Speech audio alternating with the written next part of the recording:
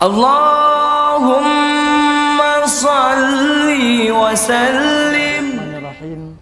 Assalamualaikum warahmatullahi wabarakatuh. Alhamdulillah rabbil alamin wal aqibatu lil muttaqin wala udwana illa 'alal zalimin. Asyhadu an la ilaha illallah al malikul haqqul mubin wa asyhadu anna muhammadar rasulullah shadiqul wa'dul amin. Allahumma shalli ala sayyidina Muhammadin wa ala alihi wa sahbihi ajma'in. Para pemirsa yang dirahmati Allah Subhanahu wa taala, dalam kesempatan yang berbahagia ini kami menyampaikan sedikit nasihat kepada kita semua yang bertemakan makna cinta dalam berzikir.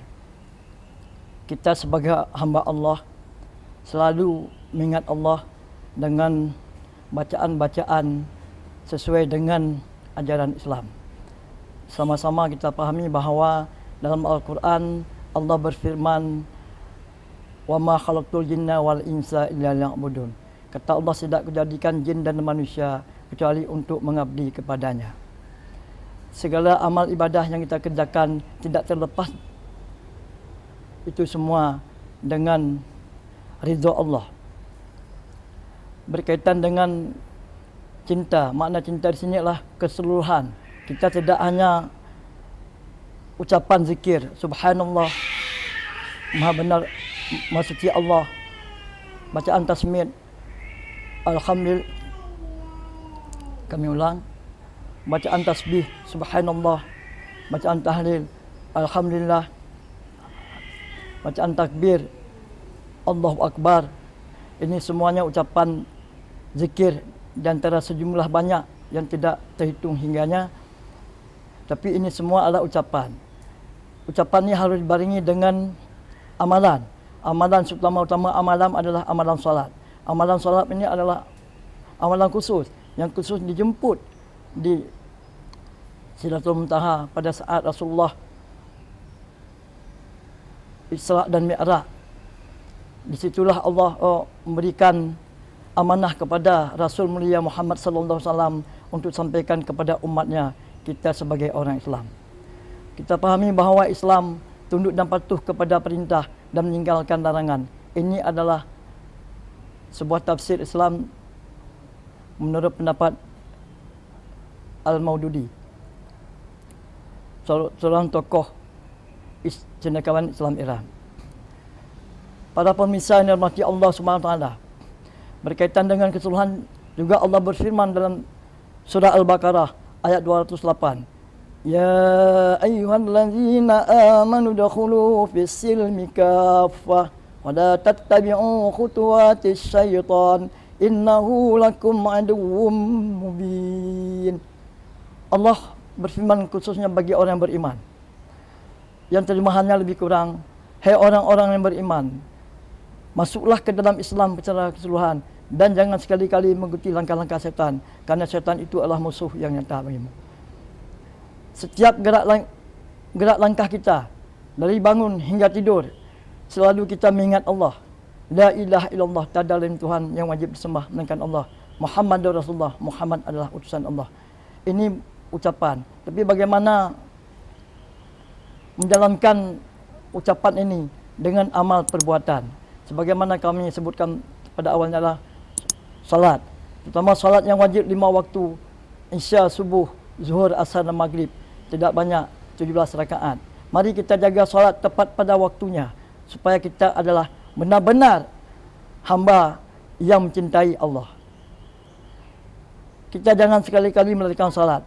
Yang lain boleh kita lalaikan, tapi hal yang utama ini jangan kita abaikan. Dikala azan berkumandang, Allahu Akbar, Allahu Akbar. Jadi segala kegiatan yang kerja kita, baik berkaitan dengan hablum minallah maupun hablum minas, kita tinggalkan sementara. Kita menuju ke rumah Allah, terutama ke masjid secara salat berjamaah. Karena salat berjamaah itu adalah bernilai 27 derajat daripada salat sendiri 1 derajat. Mari kita memperbanyak amal ibadah kita. Dan tidak yang kerja ibadah hari ini jangan menunggu besok. Karena umur kita adalah di tangan Allah.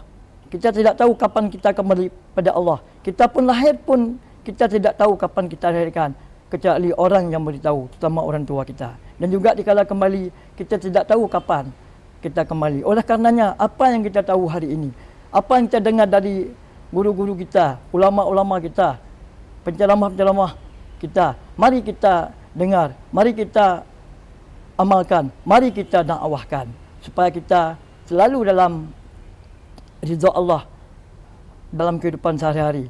Karena tanpa mengerjakan perintah Allah secara baik dan benar, jangan harap kita mencapai kebahagiaan terutama dunia maupun akhirat kelaknya.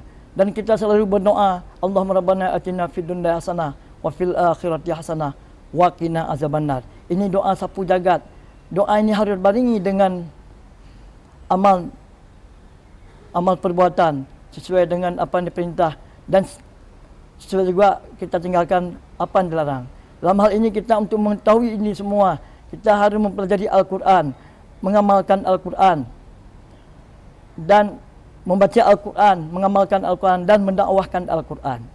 Dan kita ketahui bahawa akhlak yang mulia Nabi besar Muhammad SAW adalah akhlak Al-Quran ini. Bagaimana kita melihat isi Al-Quran, itulah budi pekerti Nabi besar Muhammad SAW sebagai Nabi teladan kita dunia menuju akhirat. Mungkin inilah yang dapat kami sampaikan dalam kesempatan yang singkat ini. Di akhir kata, mari kita merenungi firman Allah dalam surah Al-Asri. Allah bersumpah demi masa, innal insana lafi khusr. Sesungguhnya manusia itu benar-benar berada dalam kerugian, illa allazina amanu wa amilus solihat, kecuali orang-orang yang mengerjakan